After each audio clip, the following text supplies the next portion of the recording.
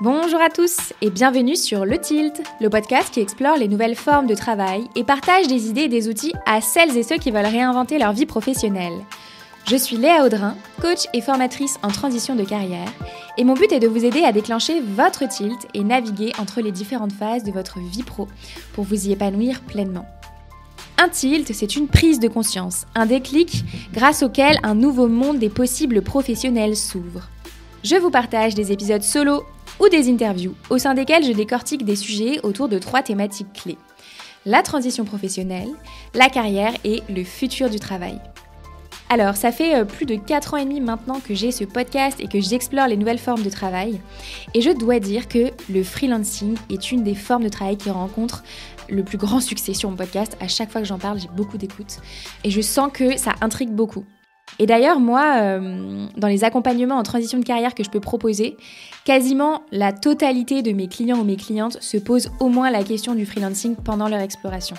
Et on le voit aussi avec les chiffres, que le freelancing, c'est un mode de travail qui est vraiment en pleine expansion. Pour vous donner une idée, en 2009, en France, il y avait 500 000 freelances. En 2019, il y avait 1 million de freelances. Et on prédit 1,5 million de freelances pour 2030.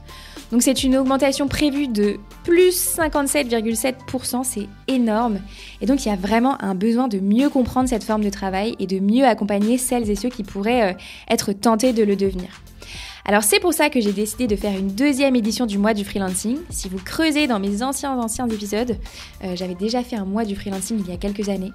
C'est un mois qui est dédié à cette forme de travail, au sein duquel, cette année, j'aurai la chance de plonger dans l'univers du freelancing au travers de témoignages inspirants d'indépendants qui ont déjà fait le grand saut.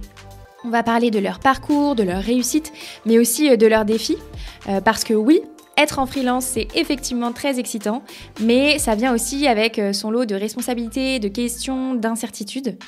Et moi, vraiment, je suis convaincue que passer en freelance, c'est un choix professionnel qui impacte bien évidemment la carrière, mais aussi la vie personnelle. Et c'est pour ça qu'il faut bien en comprendre les enjeux. Et c'est ce que j'ai envie de vous partager pendant le mois de mai sur le mois du freelancing. Je recevrai aussi pendant ce mois un expert avec qui on creusera les questions qui sont moins évidentes et qui peuvent être parfois stressantes. Donc bien évidemment tous les sujets autour du statut juridique, du business plan, des outils pour piloter son entreprise, de la couverture sociale, de la retraite. Bref, tous ces sujets un peu nébuleux où parfois on préfère les mettre sous le tapis. Vous repartirez donc de ce mois du freelancing avec d'un côté de l'inspiration et de l'autre des outils concrets. C'est hyper important et c'est vraiment l'ADN du podcast. Alors, je vous ai fait une petite sélection de profils pour vous permettre de découvrir qu'il existe vraiment des freelances dans tout type de domaine.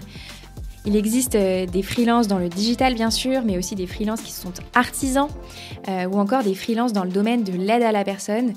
Bref, mon intention avec ce mois du freelancing, c'était aussi de vous montrer que vous pouvez être le freelance que vous souhaitez être et que cette forme de travail peut vous permettre de construire une carrière qui est vraiment à votre image.